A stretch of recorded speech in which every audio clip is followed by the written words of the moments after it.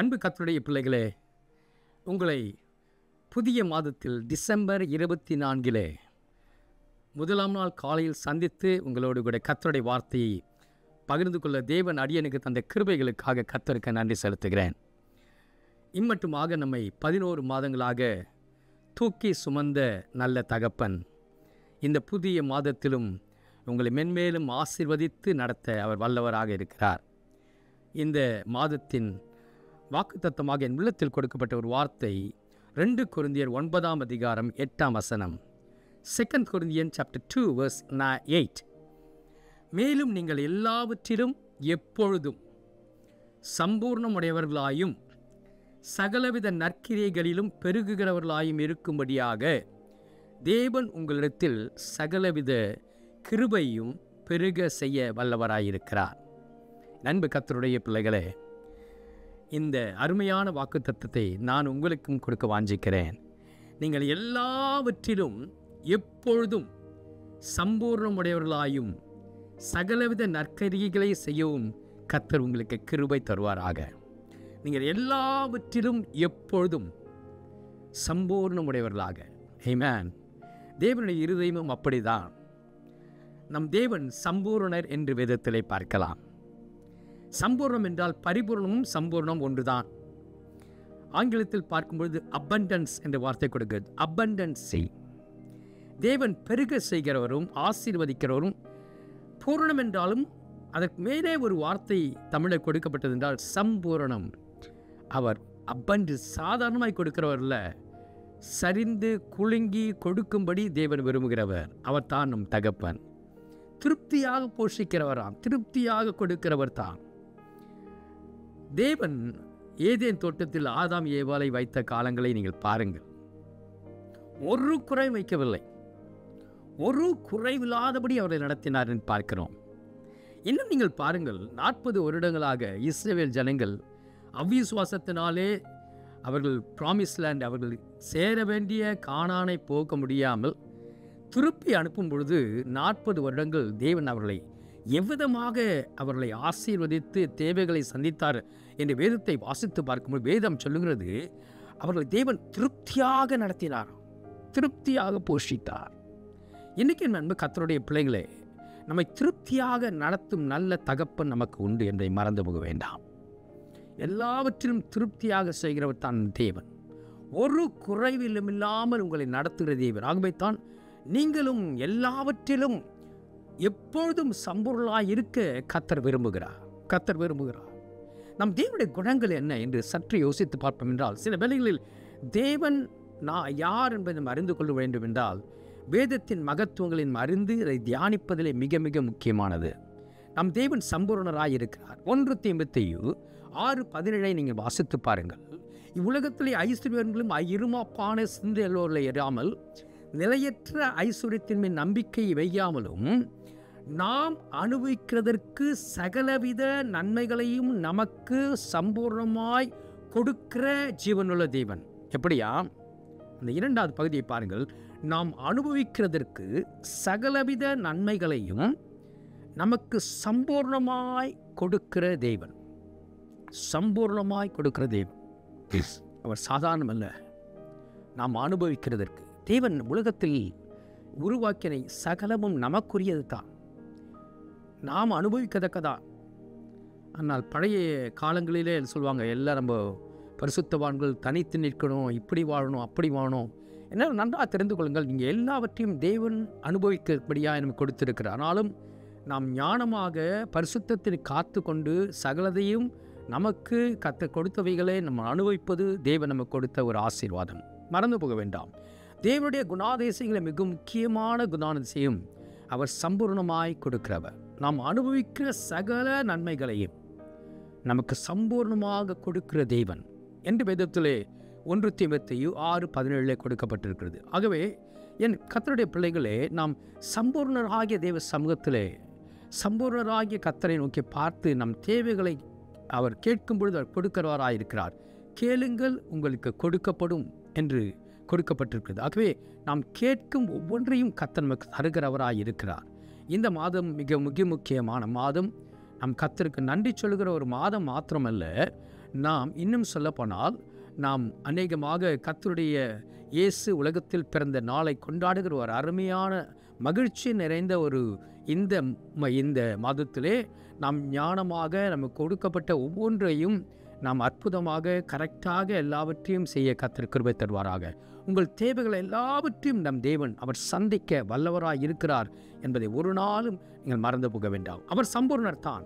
யாக்கோப்பு 1:5 நீங்கள் வாசித்து பாருங்கள். யாக்கோப்பு 1:5 அதில் பார்க்கும்பொழுது, ஒருவன் ஞானத்தில் குறைவுள்ளவனாய் இருந்தால் யாவருக்கும் சம்பூர்ணமாய் கொடுக்கிறவரும் ஒருவரையும் கடிந்து கொள்ளாதவருமாகிய தேவனிடத்தில் கேட்க கடவன். அதான் பாருங்க, யாவருக்கும் சம்பூர்ணமாய் கொடுக்கிறவர் நம் தேவன். யாவருக்கும், உங்களுக்கும் எனக்கும் சம்பூர்ண கர்த்தர்னவர். ஆகவே நீங்கள் ஜெபிக்கும் பொழுதும் நீங்கள் தேவனிடத்தில் கேட்கும் பொழுதும் சந்தேகம் இல்லாமல் கேட்க கற்றுக்கொள்ளுங்கள். நம்முடைய சம்பூர்ணர் நம்ம எவ்வளவு விதமான ஆசீர்வாதங்களாலும் நிறைத்து நடத்த வல்லவராயிருக்கிறார். இயேசு உலகத்தில் இருந்த காலங்களில் அவர் சொன்ன ஒரு வார்த்தை உங்களுக்கு தெரியும். யோவான் 10:10, திருடன் திருடவும் கொல்லவும் அழிக்குமே வராமல் வேறொன்றுக்கு வரான், ஆனால் நானோ அவைகளுக்கு ஜீவன் உண்டாயிருக்கவும் அந்த ஜீவன் பரிபூர்ண படமும் வந்தேன். ஆமென். பரிபூர்ணம், ஜீவன் பரிபூர்ணம் என்றால் அவர் நமக்குள்ளாய் கொடுக்கப்பட்ட ஜீவன் சகலத்தையும் ஆளுகை செய்யவும் சகலத்தினுடைய ஆசீர்வாதங்களையும் அனுபவிக்கும் கொடுக்கத்தக்கதான கிருபை நிறைந்ததாய் காணப்படுகிறது. நாம் பாவத்தில் மரித்து கிடந்த நம்மை தேவனுடைய வல்லமை இன்றைக்கு உயிர்ப்பித்து வைத்திருக்கிறது. ஆகவே தான் இன்றைக்கு நீங்கள் நானும் ஆவிக்குரிய உலகத்திலும் நம் ஜீவனுள்ளவர்களாய் வாழும்படி கர்த்தர் கிருபை தந்திருக்கிறார். பாவத்தில் மரித்து கிடந்த ஒரு நாட்களிலே இன்றைக்கு தேவனுடைய கிருபை அவர் இரத்தத்தினால் பூரண பிள்ளைகளாய் மாற்றப்பட்டபடியினால் நாம் ஜீவனுள்ளவர்களாக சகலத்தையும் ஆளும் கிருபைகளோடு கூட கர்த்தர் நம்மை நடத்தி வருகிறார். ஆகவே தேவனுடைய விருப்பத்தை பாருங்கள். அவைகளுக்கு ஜீவன் உண்டாயிருக்கவும் அது பரிபூர்ணம் வந்தேன், பரிபூர்ண படம் வந்தேன் என்று சொல்லப்பட்டிருக்கிறது. ஆகவே சம்பூர்ண கர்த்தர் நம்மை சகல விதமான ஆசீர்வாதங்களாலும் நிறைத்து நம்மை நடத்துவாராக. புதிய ஏற்பாட்டை பார்க்கும்பொழுது இயேசு உலகத்தில் இருந்த காலங்களிலே அவர் செய்த அற்புதங்களை நீங்கள் பாருங்கள். அவர் எங்கு சென்றாலும் அற்புதங்களை செய்கிறவராகவே சுற்றித் திரிந்தார் என்று வேதத்திலே பார்க்கிறோம். நீங்கள் மத்தேயு 14:20 வாசித்து பாருங்கள். 5000 பேருக்கு மேலாக தேவன் போஷித்தாராம். வந்த எல்லா மக்களுக்கும் அவர் உணவை கொடுத்தார். 5000 பேருக்கு மேல மக்கள் 3 நாட்களாய் அவரோடு தங்கியிருந்தார்கள். அதில் மிக முக்கியமான வசனம் 14:20 பார்க்கும் பொழுது மத்தேயு, எல்லாரும் சாப்பிட்டு திருப்தி அடைந்தார். மீதி துணிக்கைகளை 12 கூடைகள் நிறைய நிறைத்தினார். யோசித்து பாருங்கள், எல்லாரும் சாப்பிட்டு திருப்தி அடைந்தார்கள். அன்பு கர்த்தருடைய பிள்ளைகளே, தேவன் திருப்தியாய் நம்மை போஷிக்கிறவர். இன்னும் அடுத்த அதிகாரத்திலே பாருங்கள், மத்தேயு 15ஆம் அதிகாரம் 37ஆம் வசனத்தை பார்க்கும் பொழுது அங்கே 7 அப்பங்களை கொண்டு 4000 பேருக்கு மேலான மக்களை தேவன் போஷிக்கிறார். இயேசு போஷித்த பிறகு அவர்கள் திருப்தியாய் புசித்தார்கள் வேதத்திலே கொடுக்கப்பட்டிருக்கிறது. ஏன் இதை சொல்கின்றால், தேவன் நம்மை ஒரு குறைவுள்ளோடு கூட நடத்துகிறவர் அல்ல. உங்கள் தேவைகள் சகலதையும் அவர் சந்திக்க வல்லவராயிருக்கிறார். பிலிப்பியர் 4:19 வாசிக்கும் பொழுது, என் தேவன் தம்முடைய ஐசுரத்தின்படியே உங்கள் குறைவுகளை எல்லாம் கிறிஸ்து இயேசுவுக்குள் மகிமையிலே நிறைவாக்குவார்.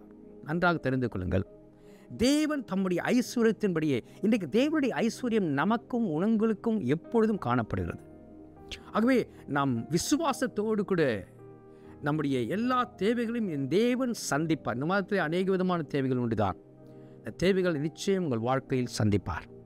உங்கள் குடும்பத்தின் தேவைகள், பிள்ளைகளுக்கு துணி வாங்கணும், அதை வாங்கணும், இந்த அநேக கிஃப்ட் வாங்கணும். இந்த மாதம் ஒரு எக்ஸ்பென்சிவ் மாதம் தான். ஆனால் உங்களுக்கு நான் சொல்கிறேன், உங்கள் எல்லா தேவைகளையும் மகிமையில் தேவன் சந்திப்பார்.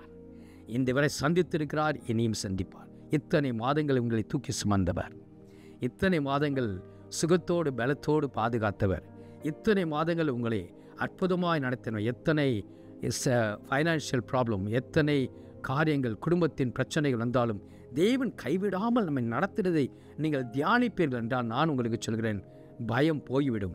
தேவன் மேலுக்கான ஒரு விசுவாசமும் தேவனை துதிக்கிற துதியும் நம் உள்ளத்திலே அதிகமாக காணப்படும்.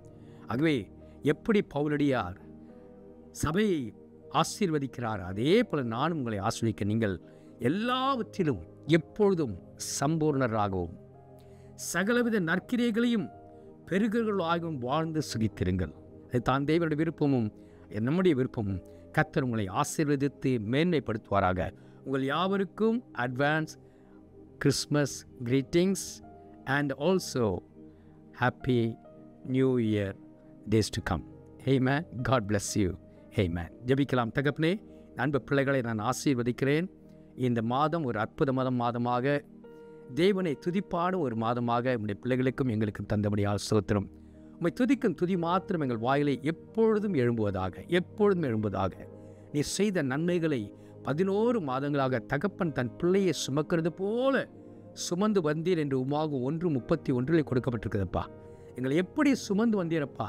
எங்களை நினைத்து பார்க்க முடியாத அளவுக்கு எத்தனை போராட்ட நேரங்களிலும், ஆண்டவரே, பிரச்சனை நேரங்களிலும் விழுந்து விட்டோம், சத்துரு எழுந்து எங்களை மிதித்து விட்டான் என்று நினைக்கும் பொழுதெல்லாம் உங்களுடைய அன்பின் கரம் தூக்கி அணைத்து நடத்தின ஒவ்வொரு நாட்களையும் நினைத்து ஆண்டவரை உள்ளத்தின் ஆழத்தில் நம்ம துதிக்கிறோம்.